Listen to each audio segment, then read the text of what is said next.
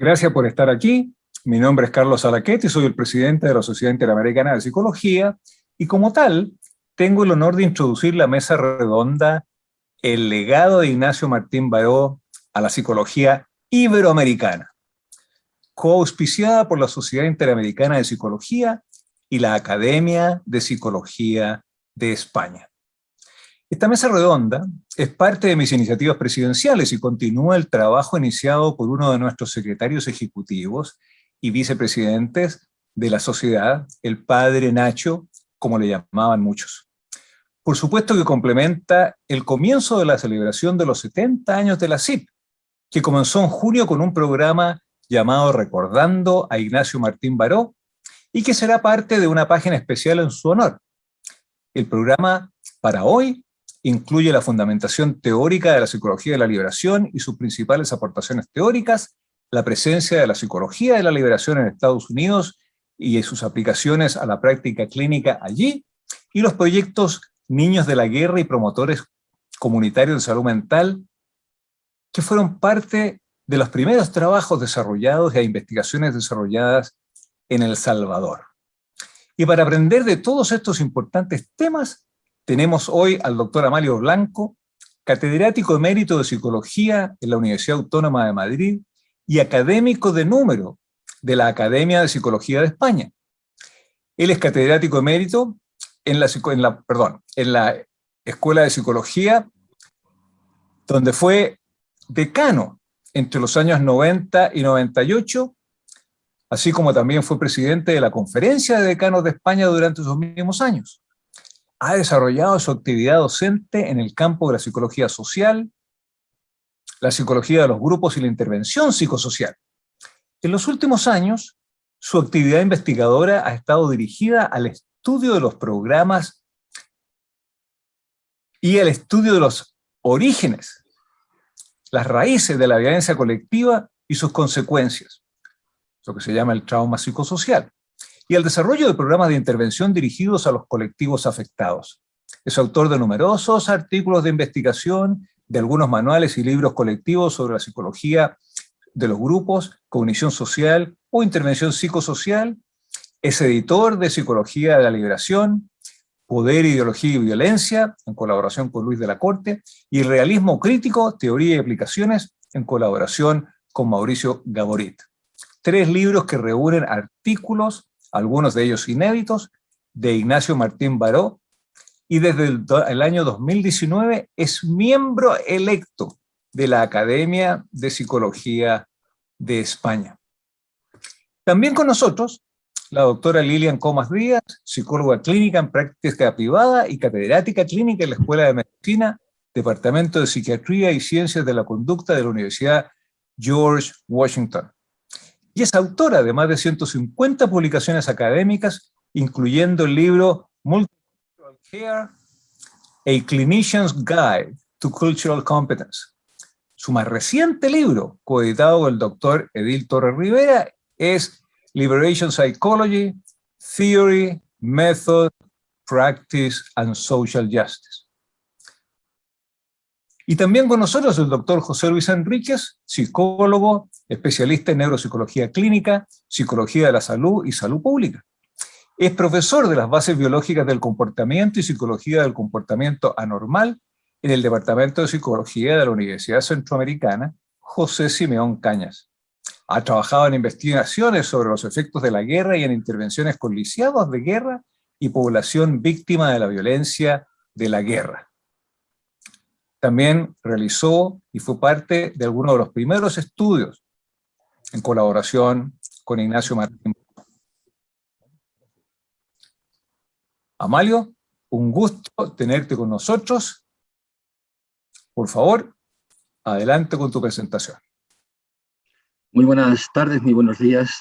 Mi nombre es Amalio Blanco. Muchas gracias, Carlos, por esta cariñosa presentación. Y muchas gracias a la Sociedad Interamericana de Psicología por haber organizado esta mesa redonda. Es para mí un verdadero honor compartir este espacio y muchas gracias a su presidente, a Carlos, especialmente por haber organizado esta mesa redonda, y es para mí un honor, un verdadero honor compartir este espacio con la doctora Lilian Comas y con el licenciado José Luis Enríquez, con quien he compartido también muchos ratos, ¿verdad, José Luis, en la UCA. Tal y como ha dicho el presentador, el presidente de la Sociedad Interamericana de Psicología, mi presentación va a girar en torno a intentar desarrollar de manera forzosamente breve, en 15 minutos aproximadamente, cuáles son las que yo entiendo que son las raíces sociohistóricas de la psicología de la liberación. De manera muy breve, evidentemente, cada una de estas cosas podría ser objeto de una conferencia por sí misma. En esta transparencia, creo que podríamos decir, ¿verdad?, defender que, en principio, la psicología de la liberación parte de 4 grandes supuestos. El primero de ellos es el impacto de la realidad. El impacto de la realidad en términos emocionales. Para Ignacio Martín Baró, la llegada a El Salvador y la llegada a Latinoamérica suponía una nueva realidad y produjo un fuerte impacto, una realidad muy desconocida en sus extremos, fundamentalmente en sus extremos de pobreza extrema y de violencia, y supuso una conmoción, supuso un desgarramiento, un desgarrador, una experiencia muy desgarradora y una experiencia humana y cristiana de la situación de pobreza, de represión política y de oprobio en la que vivían las mayorías latinoamericanas. Esa experiencia fue, y eso creo que es importante resaltarlo, compartida por todos sus compañeros de la Compañía de Jesús y por aquel grupo de extraordinarios intelectuales que coincidieron en la Universidad Centroamericana José Simeón Cañas en un determinado momento. Ignacio Yacuría, Ignacio Martín Baró, Segundo Montes, John Sobrino, que constituyen un grupo extraordinario desde el punto de vista intelectual, del que Ignacio Martín Baró forma parte y del que también se nutre. Por tanto, para todos ellos, el impacto y la conmoción emocional que supone el contacto con una realidad nueva y una realidad extrema en muchos de sus aspectos es la primera fuente y el primer punto de referencia de la psicología de la liberación. Ignacio Martín Baró era jesuita. Ignacio Martín Baró vivió y convivió con los teólogos, con los fundadores, ¿verdad?, de la teología de la liberación. En numerosas ocasiones, él confiesa que la psicología de la liberación es deudora de la teología de la liberación. Mucho más que de la psicología, mucho más deudora de la teología de la liberación que de la psicología. Y hay por lo menos 4 aspectos teóricos muy concretos en los que la psicología de la liberación se alimenta y bebe de la teología de la liberación. En primer lugar, existe una fuerte conexión entre estas dos, digamos, disciplinas. En primer lugar, la opción preferencial por los pobres, que se erige en el fundamento de la teología de la liberación a raíz de la Conferencia de Medellín del año 1964, Ignacio Martín Baró la traduce en el intento, en el protagonismo de las mayorías populares como los protagonistas realmente de la psicología y como los actores principales del conocimiento científico, en último término. Por tanto, opción preferencial de los pobres son las mayorías populares en Ignacio Martín Baró. La historicidad del mensaje salvífico, que es una de las grandes líneas teóricas de la teología de la liberación, Ignacio Martín Baró la define prácticamente en los mismos términos: historicidad del conocimiento, historicidad de la teoría psicosocial, la crítica a la supuesta universalidad de los conceptos y de las teorías, y desde luego la crítica a esa manera de entender o de hacer psicología que no se preocupa de los problemas históricos y reales que tiene la gente real, las mayorías populares. Por tanto, historizar la fe es historizar el conocimiento psicosocial o historizar el conocimiento, situar, en último término, el conocimiento en una determinada realidad sociohistórica. La tercera característica fue muy importante en la teología de la liberación, bueno, también las otras 2 lo fueron, evidentemente, ¿no? Y es la vivencia de la fe comunitaria. Las comunidades cristianas de base se convierten en Ignacio Martín Baró en una plena confianza en el poder de la comunidad, en el poder del grupo, como instrumento, fíjense, importante de desideologización.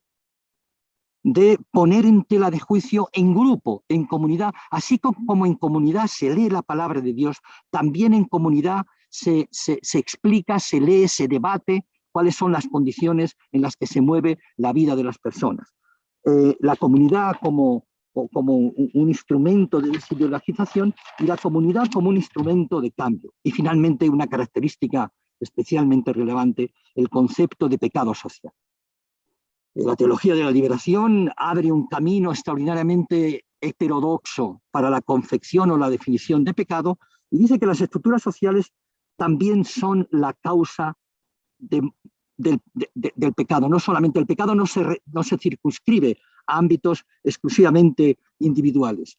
Y desde ese punto de vista, Ignacio Ellacuría sostiene la idea de que hay estructuras sociales que llevan dentro de sí la gracia y vehiculan y trasladan esa gracia a las personas, y hay estructuras sociales que llevan dentro de sí el pecado y trasladan ese pecado hacia las personas. Ignacio Martín Baró no hablará de gracia y de pecado, hablará de salud mental, hablará de patología o hablará de bienestar. Por tanto, hay estructuras sociales que llevan dentro de sí el bienestar, llevan dentro de sí la salud, y hay estructuras sociales que llevan dentro de sí la patología. Y finalmente, como tercera, digamos, característica, como tercera fuente de inspiración de la psicología de la liberación, es la teoría crítica. Pero la teoría crítica de Horkheimer, la teoría crítica original, la teoría crítica prístina de la Escuela de Frankfurt, en dos aspectos muy concretos. En primer lugar, la denuncia de las condiciones en las que se desarrolla la vida y la existencia de las mayorías populares, la denuncia. Y después, lógicamente, la crítica a la ideología, a los valores, ¿verdad?, que justifican esa estructura social. Por tanto, y desde ese punto de vista, el rechazo al principio de neutralidad de la ciencia social y el supuesto de que efectivamente la ciencia social no es una ciencia aséptica, sino que toma postura. Y la postura que toma Ignacio Martín Baró desde ese punto de vista no es la postura de la crítica posmodernista, es la crítica a esas estructuras sociales que no se limitan a elucubrar de manera confusa y difusa en torno a la existencia de la realidad o no, a la existencia de la verdad o no, sino es el punto de partida de la crítica es el sufrimiento de las personas, el trauma psicosocial en último término, la violencia. Por tanto, la recuperación de un concepto de crítica que tiene como marco de referencia a las personas y a las características de su vida y de sus condiciones de vida, fundamentalmente esas condiciones que llevan dentro de sí, digamos, la marca del malestar, la marca de la patología en último término, por ser pobre, por ser mujer pobre, por ser indígena, por pensar políticamente de una determinada manera, y yo creo que ahí Lilian Comas nos dará información mucho más pertinente al respecto. Bueno, estas son, desde mi punto de vista, los fundamentos reales, los fundamentos, digamos, epistemológicos del realismo crítico, que tendrían como los cuatro siguientes ingredientes, podríamos decir. En primer lugar, la realidad como punto de partida. Ignacio Martín Baró parte de los hechos de la realidad constante y sonante, de la realidad como una realidad externa al sujeto, como una a priori existencial, como una realidad victimaria, como una realidad que existe antes de que el sujeto venga al mundo, como una realidad avasalladora, etcétera, etcétera. En segundo lugar, la recuperación del concepto de acción en contraposición del concepto de comportamiento, y desde ese punto de vista lo que Ignacio Martín Baró intenta es definir, buscar cuáles son la raíz y el fondo ideológico de las acciones humanas. Y esa va a ser una de sus grandes aportaciones, el fondo ideológico de la violencia, el fondo ideológico del fatalismo, el fondo ideológico de la pobreza, etcétera, etcétera. La recuperación del concepto de acción. En tercer lugar, el compromiso social no se puede ser indiferente frente a la violencia, frente a la pobreza, frente a las múltiples modalidades de la pobreza y de la violencia. Y finalmente, por decirlo de una manera muy rápida, el objeto principal de la psicología es el cambio social. Muy rápidamente, estas 4 características del realismo crítico constituyen el eje fundamental de la propuesta de Ignacio Martín Baró, que se sustenta o que se resume en esta idea de la síntesis de objetividad y subjetividad. Y que además todo ello conforma el punto de arranque, el marco de referencia de los 4 grandes conceptos que creo que Ignacio Martín Baró aporta a la historia de la psicología: el concepto de violencia, el concepto, la teoría de la violencia, el concepto de fatalismo, el concepto de salud mental y el concepto de trauma psicosocial. Evidentemente, ir por todas y cada una de estas características y de estas dimensiones está fuera de lugar, está fuera de tiempo, pero me van a permitir que comparta con ustedes algunas características, propuestas. En esta transparencia simplemente tienen puesta los principales rasgos que hemos comentado antes. El marco de referencia de la realidad tiene como antecedente esa pasión por la realidad que tenían los grandes teóricos de la ciencia social, los titanes de la ciencia social, los padres de la ciencia social: Comte, Durkheim, Max Weber, el propio Carlos Marx, etcétera, etcétera. La teoría crítica, la teología de la liberación y finalmente como destilado final y como consecuencia final la psicología de la liberación. Déjenme que comparta con ustedes 2 o 3 transparencias. Para Ignacio Martín Baró, el principio de realidad es uno de los principios fundamentales de toda su teoría. Es la realidad la que debe buscar los conceptos, son los problemas los que deben elegir la teoría. Es necesario cambiar nuestro tradicional idealismo metodológico por un realismo crítico. Perdonen que hay un ruido por ahí raro.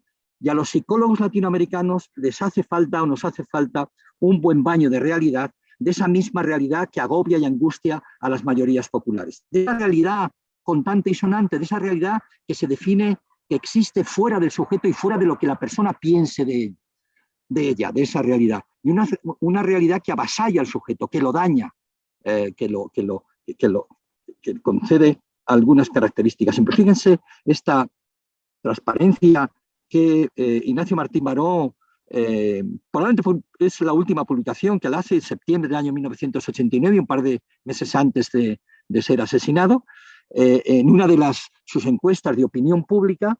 El hecho de que el 32% de la población viva en casas hechas de bareque o que carezca de agua son realidades objetivas. No son cuestión de opinión, sino que son realidades realmente objetivas y tal, ¿no? Se cuela por ahí un ruido y tal. Bueno, el realismo crítico, desde ese punto de vista, parte de la necesidad de construir el conocimiento desde los problemas que viven los pueblos centroamericanos.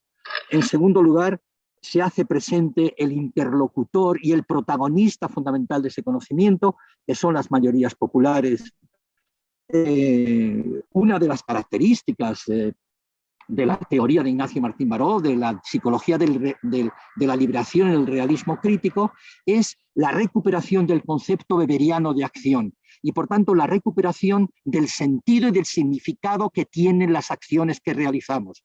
Y, por tanto, la recuperación del sentido y el significado que las personas le damos a las cosas. Y desde ese punto de vista, para Ignacio Martín Baró, una de las tareas más importantes de la psicología consiste justamente en intentar desenmascarar, descubrir, poner al descubierto cuáles son las ideas, las creencias que justifican y que legitiman un orden social desordenado, ¿verdad? Un orden social apoyado en la pobreza, en la represión política, en la violencia, etcétera, etcétera. Desenmascarar y descubrir aquellos valores, aquellas creencias que justifican realmente lo injustificable, desde ese punto de vista. Y finalmente, el principio de liberación como el objetivo último y fundamental de la psicología de la liberación es el cambio social. Y desde ese punto de vista, el principio de liberación nos dice o defiende la idea que es necesaria una nueva praxis. Esa nueva praxis que él definía como la concientización. Un nuevo modelo de relación interpersonal y un nuevo modelo de relación de nosotros con el mundo que nos rodea, pero sobre todo con el mundo que nos rodea muy cerquita de nosotros.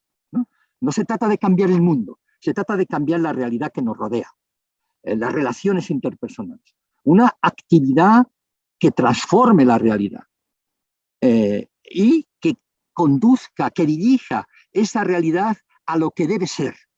Y el deber ser de esa realidad tiene que ver fundamentalmente con una realidad, con unos modelos de relación interpersonal y con unos modelos de relación intergrupal que no causen daño, que no causen víctimas.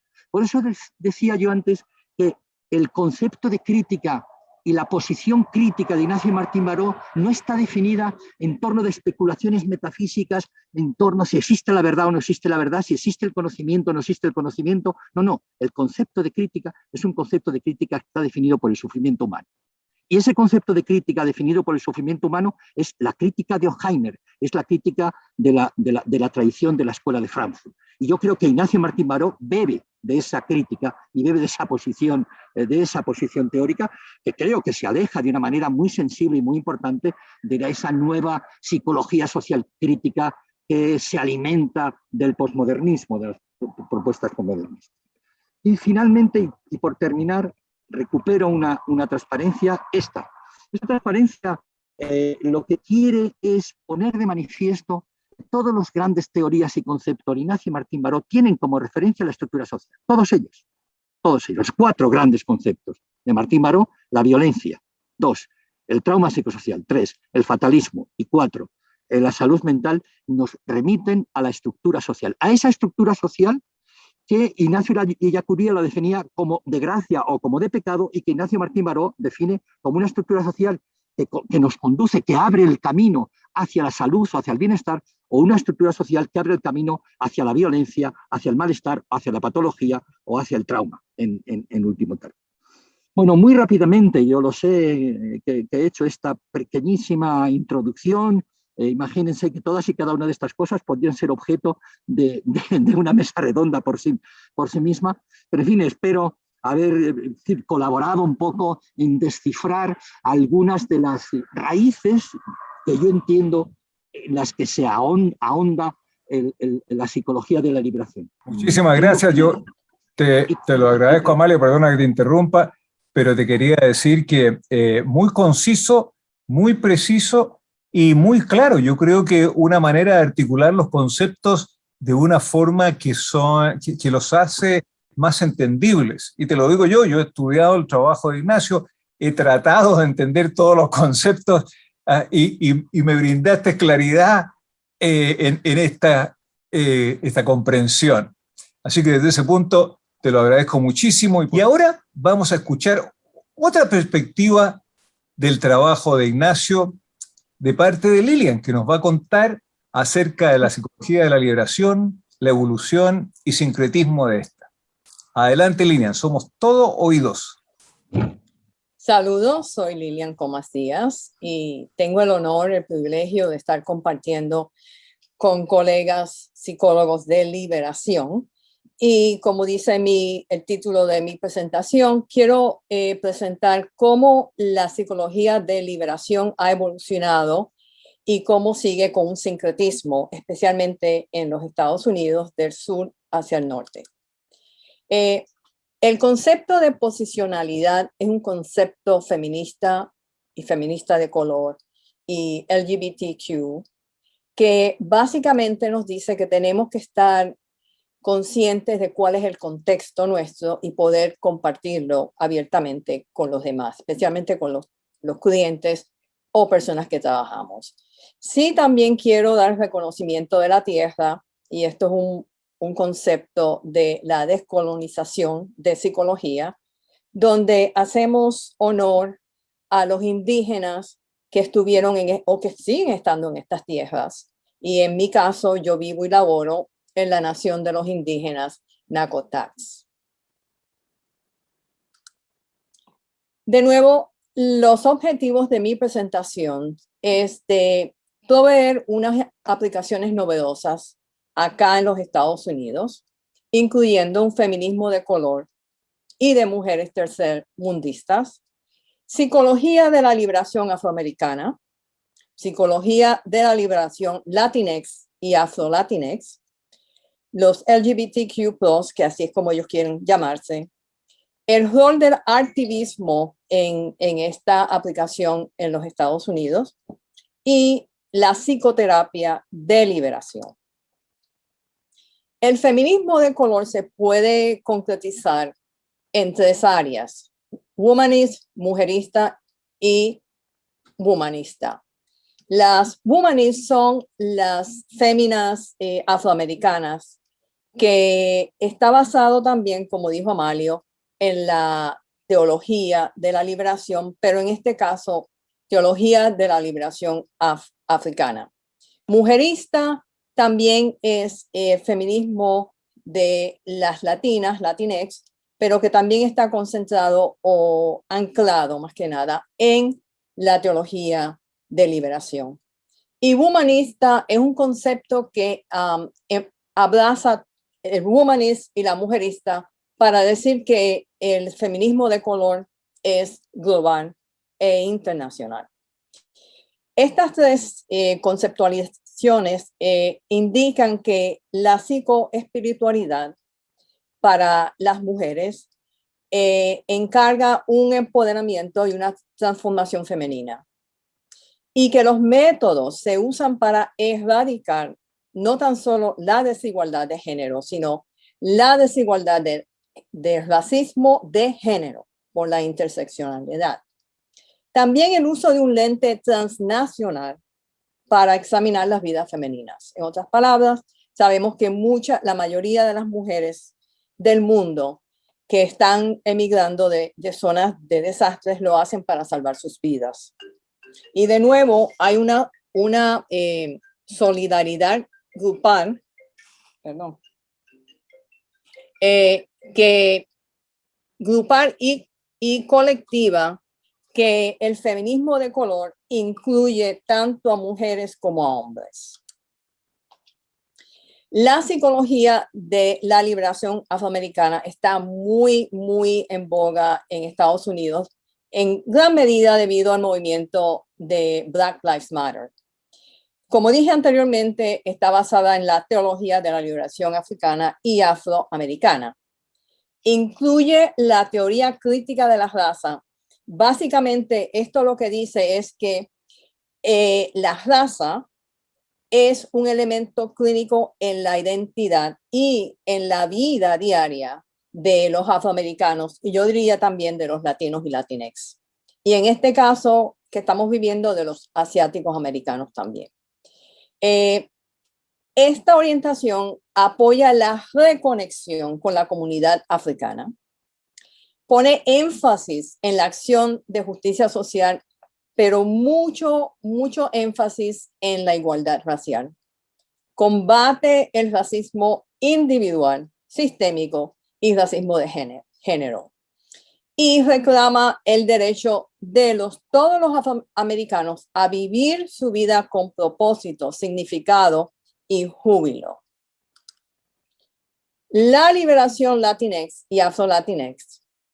Y para crear un contexto, el término Latinx se indica de que no es meramente latino, latina, sino que incluye también a personas lesbianas, gays, LGBTQ+. Entonces la X se usa para no estar usando femenino y masculino, para que sea más completo. De nuevo, incluye la teoría crítica de la raza, pero también incluye la teoría de la riqueza cultural. En otras palabras, muchas generaciones de los Latinx se olvidan de que la cultura latina tiene muchísimas riquezas culturales, y eso implica la necesidad de una socialización cultural y yo diría racial también. Lidia con la inmigración y el desplazamiento, En este caso hay una psicología del lugar geográfico por Mindy Foleyruth, la cual es una afroamericana. Y básicamente lo que esta psicología dice que tenemos una serie de reacciones y conceptos con respecto al lugar en donde estamos, el lugar donde vivimos y el lugar donde nos estamos inmigrando. También la liberación Latinx enfoca en la acción de justicia social étnica y racial, como dicen acá, no meramente los cuerpos negros, sino los cuerpos blancos también. Y de nuevo, la psicoespiritualidad implica un sincretismo de sanación indígena, africana, especialmente yoruba, cristiana, espiritismo, magia, New Age y otros, ¿no? La liberación LGBTQ+, esto es algo que ha trabajado Annalise Lin y sus colegas. Esto surge de una evolución de que la psicología de liberación inicial estuvo silenciosa con respecto a las comunidades LGBTQ+. También esta orientación reconoce que estas comunidades han sido colonizadas por una imposición heterosexual social. También cuestionan la opresión internalizada o la mentalidad colonizada. Celebra la resiliencia de las comunidades LGBTQ+. Elimina, y esto es muy importante, los conceptos binarios de género sexual. Y nos acordamos que muchos de los indígenas, las comunidades indígenas, no diferenciaban de varón y hembra, sino que tenían también una definición mucho más fluida del género sexual. Y el enfoque es en desarrollar terapias para estas comunidades, pero con una orientación holística. El artivismo se define como arte para el propósito de acción social y de justicia social. En este caso, el spoken word, quizás estamos familiarizados, los que vieron la película Hamilton, los que tienen una idea de cómo es que spoken word se usa acá en Estados Unidos. Inicialmente esto está originado por comunidades marginalizadas como los Latinx, los LGBTQ+, los afroamericanos, los indígenas, los asiáticos y los otros, ¿no? Incluye también la psicología hip hop, ¿no? Porque mucho de concientización que se está haciendo hoy en día, especialmente con la gente joven, es a través del hip hop, ¿no? Gloria Anzaldúa, que fue una feminista latinx, acuñó el término autohistoria, que es una combinación de testimonio, pero con mucho arte, dibujo, etcétera, etcétera, para uno dar su propio testimonio, pero conectando con la creatividad, porque la creatividad también sana. Y tenemos ejemplos de cultura popular que son artivismo. En este momento quiero hablar con ustedes sobre cómo estamos aplicando la psicología de la liberación a la psicoterapia, que estamos acuñando el término psicoterapia de liberación. En este proceso se integra la psicoterapia convencional, ¿no? La que todos conocemos de una manera u otra, pero la psicoterapia cultural y se integra la sanación indígena. Esto fomenta la autosanación y la regeneración, específicamente para conectar con el sanador interior que todos tenemos.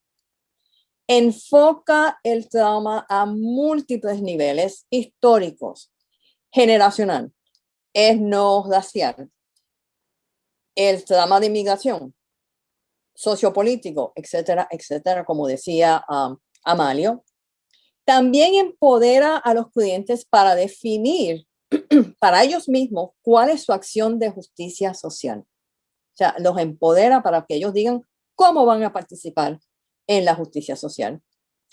Y dado que los terapeutas que trabajamos con grupos marginalizados Hay un aumento de la compasión de fatiga, agotamiento, etcétera, etcétera. Es fundamental para el psicólogo que hace psicoterapia de liberación que practique autocuidado, o como decimos acá, self-care.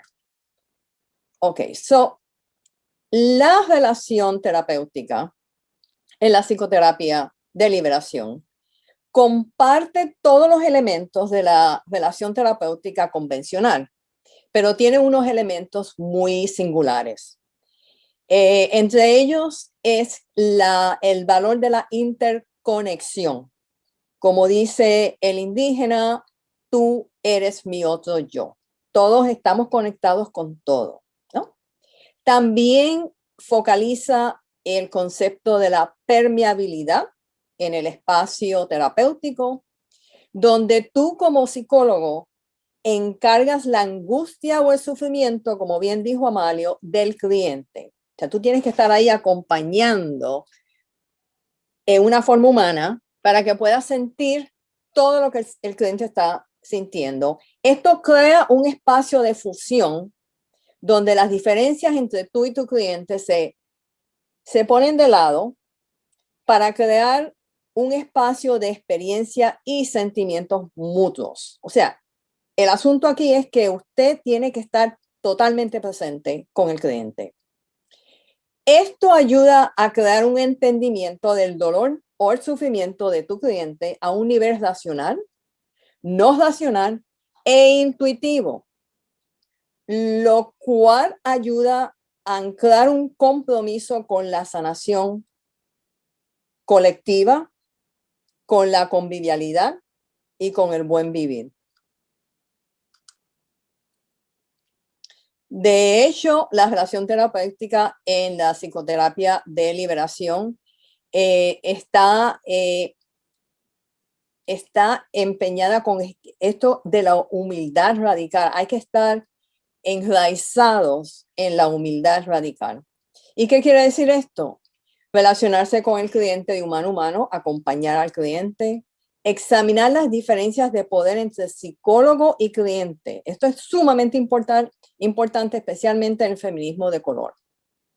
Reconocer al cliente como experto de su experiencia. Nosotros los psicólogos no somos expertos, somos acompañantes. Los que son expertos son los clientes. Desarrollar relaciones que son coparticipatorias, no meramente en las investigaciones, sino también en la psicoterapia. Apoyar el conocimiento y sabiduría ancestral del cliente y reconocer que la sanación es mutua y colectiva, muy importante. Y en resumen, la psicología de liberación evoluciona y va a seguir evolucionando a través de un sincretismo continuo, nuevas aplicaciones a mujeres de color, afroamericanos, latinos, afrolatinos y LGBTQ, el uso de lentes interseccionales y transnacionales, el uso de activismo y el poder concebir una psicoterapia de liberación que no meramente es sanadora y liberadora, sino que ayuda a un progreso máximo para todos.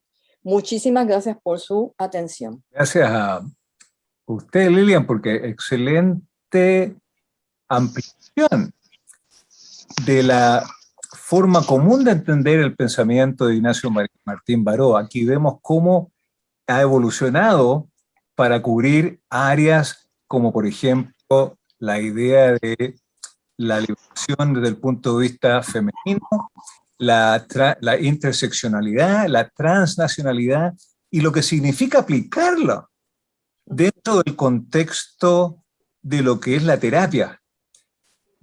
Una terapia que ya no es más una terapia diádica en el que importa solamente el terapeuta y el cliente o la cliente o otras formas de ser individuales, sino que es una terapia contextual, transformativa, más allá del resultado puntual de esta interacción tan importante que nosotros llamamos psicoterapia. Por supuesto, ahora déjame introducir a José Luis, quien nos va a contar desde una perspectiva no solamente teórica, sino que también personal, de algunos de los trabajos que demuestran la aplicación de los conceptos de Ignacio Martín Baró y la psicología de la liberación en la práctica. José Luis, somos todos oídos. Buenas tardes, soy José Luis Enríquez. Un saludo desde la UCA de El Salvador. Una chica de 14 años aproximadamente interviene en una reunión en la que nos encontramos realizando un proceso de trabajo colectivo. Dice: lo que más me impacta es haber visto mujeres presionando los rostros de sus hijos de brazos y asfixiarlos, y los niños morir en esas circunstancias. Esta chica está haciendo referencia a una experiencia que tuvo 6 años atrás, cuando tenía 9 años de vida, y lo que presenció ocurre mientras ella se encuentra en un tatú, en una excavación subterránea, con unas 200 personas más, donde han permanecido cerca de 3 semanas, porque el ejército ha invadido la comunidad, la región en la que residen, y esto es algo de lo que está pasando ahí. Y entonces continúa expresando que ella piensa que estas mujeres, en lugar de presionar los rostros de sus hijos, debieron de haber abandonado el tatú y salir para poder permitir que sus hijos respiraran y que esta tragedia no sucediera. Otra chica que se encuentra formando parte del mismo grupo, más o menos de unos 14, 15 años, dice: yo creo, dice, que esas mujeres estaban obligadas a hacer eso y que no podían hacer lo que tú señalas, porque si estas mujeres hubiesen salido del tatú, los soldados la hubiesen visto y hubiesen localizado a las 200 personas que estaban escondidas. Y esa mujer tiene el derecho por la vida de su hijo, pero no tiene el derecho por la vida de las 200 personas restantes que se encuentran en el tatú.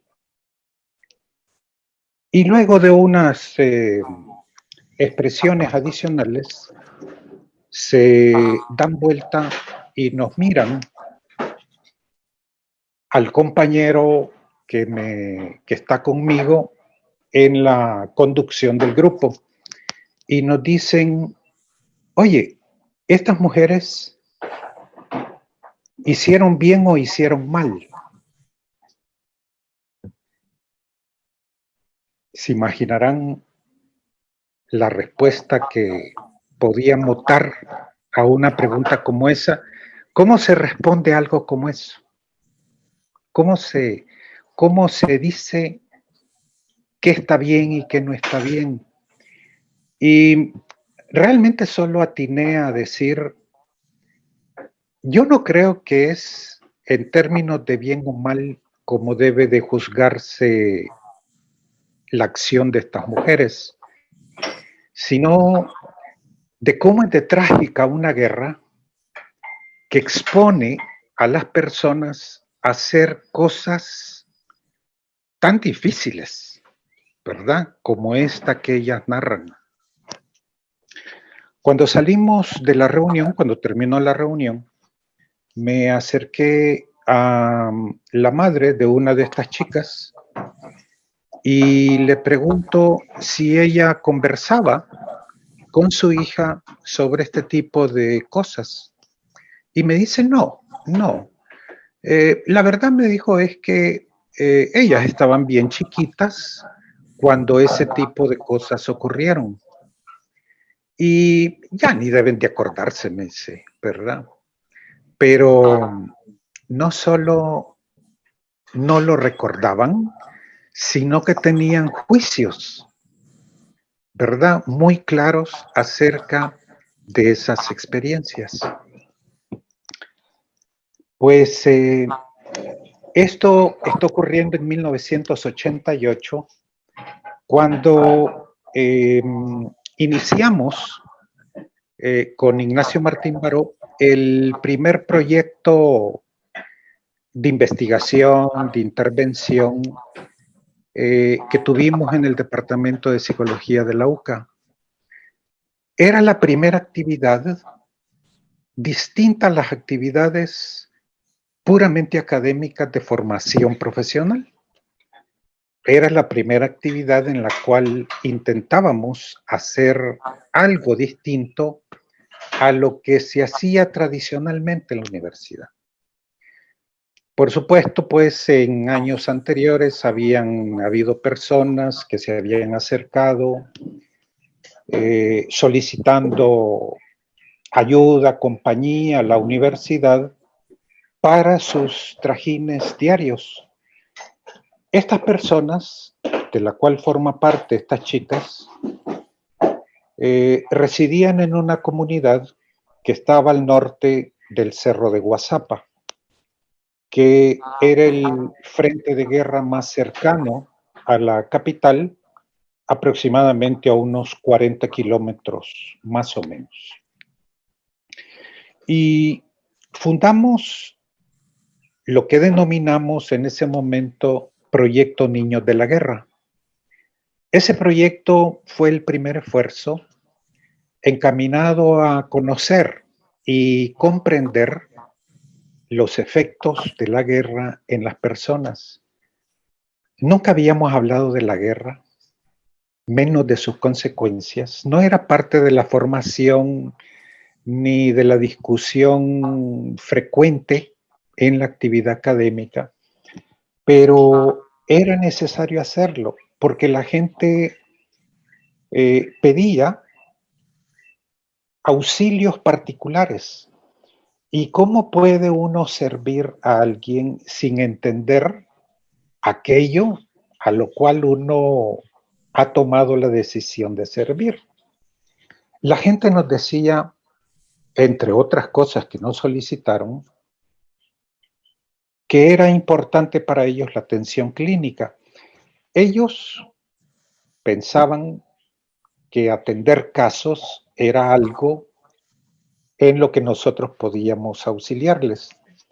Y lo solicitaban por la confianza que tenían con la universidad y con lo que nosotros hacíamos desde esta institución. Sin embargo, estas actividades llevadas a cabo en procesos grupales, pero también haciendo uso de diversas técnicas e instrumentos, también usábamos escalas, además de este tipo de actividades. Nos dimos cuenta que no son casos clínicos, es decir, no estamos hablando con personas que presenten una entidad nosológica que requiera de un tratamiento psicoterapéutico. Por supuesto que están hablando de cosas difíciles, experiencias inusuales que tienen un impacto en la vida personal, que remueven la psique de la gente de formas impensables, pero no era atención clínica la que debía de darse, a juicio nuestro. Y entonces pensamos Este tipo de cosas son cosas que la gente debe de ventilar. En primer lugar, porque se trata de experiencias compartidas. No es algo que alguien vio o por lo que alguien pasó individualmente. Se trata de cosas que comparten cientos de personas, que les preocupan igualmente a todos y que no tienen nada de anormales. Son parte de la tragedia de una guerra, ¿verdad? Pensamos que era algo que debían de sobrellevar, no a partir del auxilio de profesionales, sino de la acción misma de la comunidad.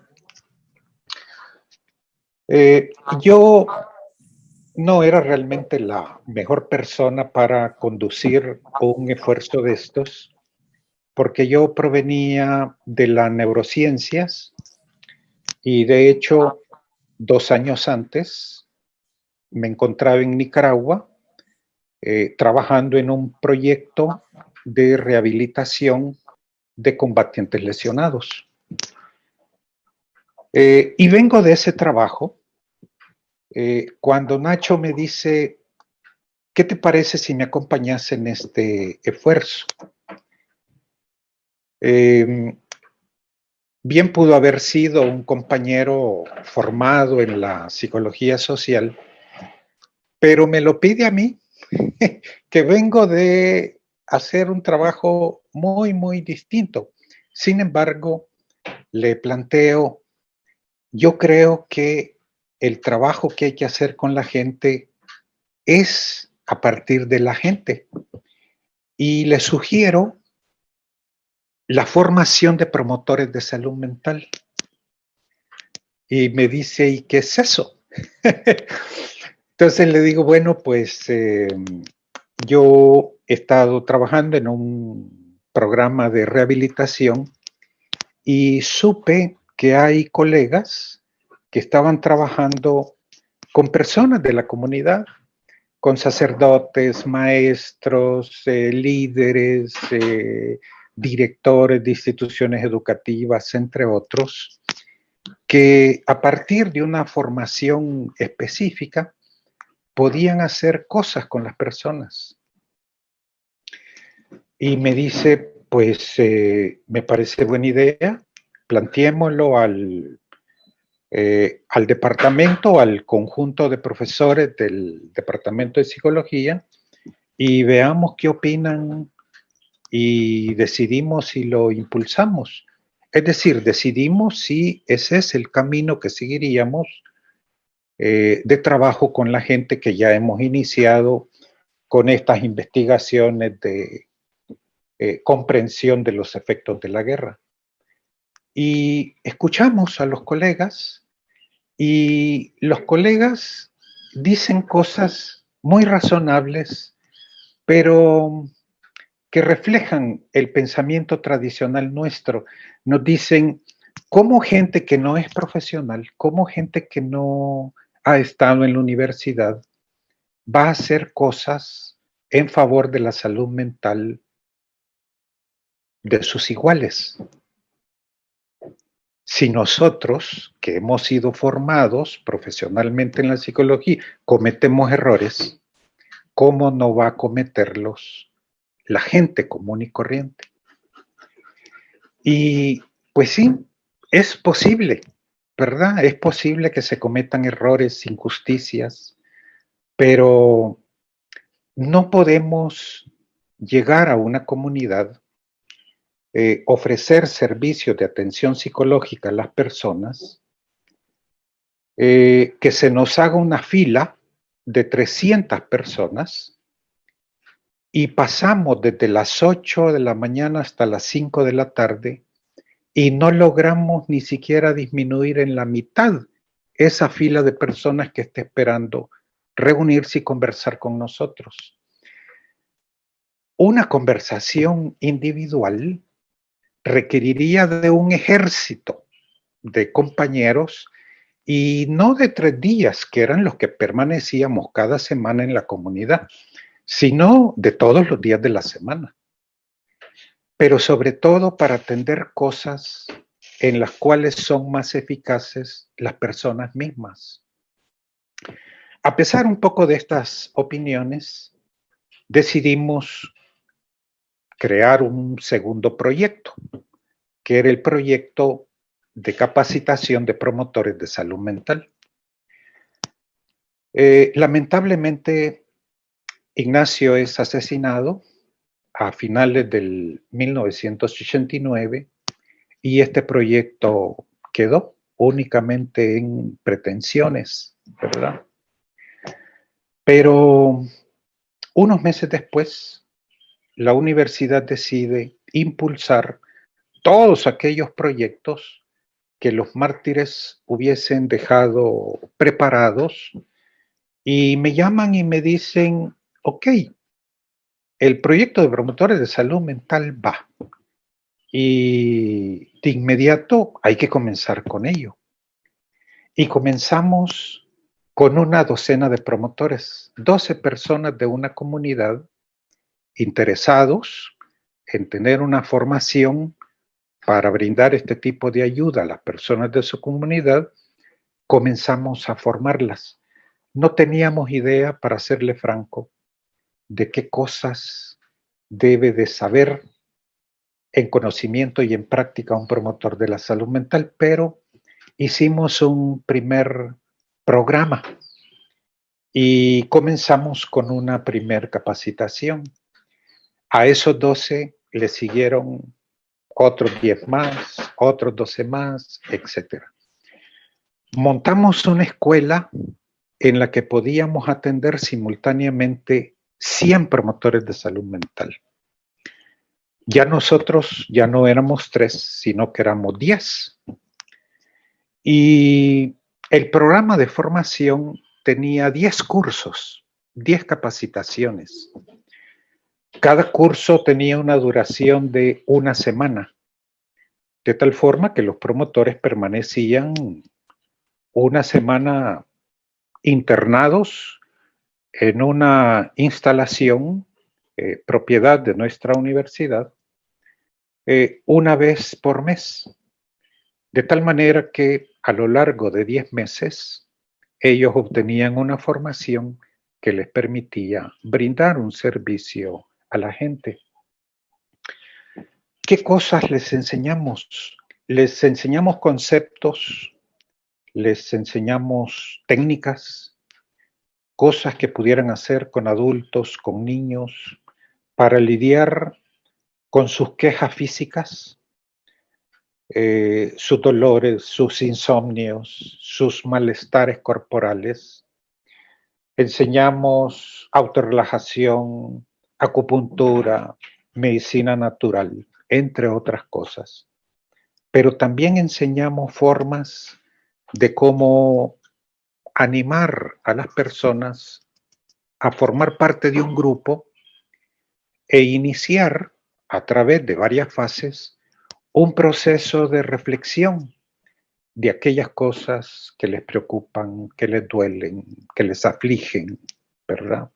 Y que encontraran de manera conjunta formas de enfrentar, de sobrellevar este tipo de situaciones. Y digo enfrentar y sobrellevar y no solucionar, porque estas personas vivían en zonas de guerra, en frentes de guerra, es decir, en sitios donde la violencia era algo cotidiano, ¿verdad? Y pues no era posible sacarle de ahí. De hecho, ya habían estado fuera por algunos años, en refugios en Honduras, y habían regresado, habían retornado a repoblar las comunidades en las cuales ahora se encontraban. Conocedores, por supuesto, de que los riesgos y los peligros seguían siendo los mismos que cuando se fueron, ¿verdad? Pero más aptos, ¿verdad? Más aptos, más capacitados para vivir en circunstancias distintas y nuevas, Y por supuesto con más conocimientos, con más experiencias y con más habilidades para hacer frente a este tipo de situaciones. Trabajamos unos 4 o 5 años aproximadamente en este esfuerzo. La guerra terminó formalmente en 1991 y habremos continuado nuestro trabajo hasta 1994-95 aproximadamente.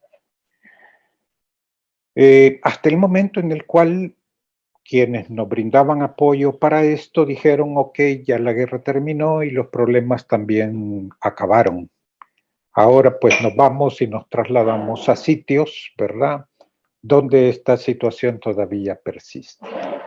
La verdad es que la guerra había concluido, pero no sus efectos adversos en la psique de las personas. Aún así, mantuvimos por algunos años este esfuerzo que habíamos iniciado. Estos fueron los 2 primeros proyectos que fundamos con Ignacio. A estos le siguieron muchísimos esfuerzos, tanto en el departamento como por parte de amigos, como es el caso de Amalio, ¿verdad? Y por lo cual nos sentimos agradecidos por una experiencia invaluable. Muchas gracias, Carlos. José Luis, no sabe, podría escucharte por horas para hacerte bien. Sí. Qué interesante ver cómo las vidas y las situaciones se entretejen. Fíjate, lo perdemos a él y la UCA decide, después de años de partir nuevamente, y ahí estás tú que tenías la experiencia y ya el plan trazado para comenzar todo esto, me parece, pero una muy buena comprensión de nuestra conversación de hoy día, de nuestras presentaciones de hoy día, porque tú lo vemos como está la teoría en la práctica. Mis queridos colegas, no saben cuánto he aprendido, cuánto les agradezco, cuánta sinergia se ha producido en todas estas presentaciones que me tienen entusiasmado con múltiples proyectos, pero esto no es acerca de lo que yo experiencié y estoy experienciando, sino que acerca de ustedes. Y con eso les doy las gracias y completamos el programa de hoy día. Un abrazo virtual para todos ustedes y mi corazón se los agradece.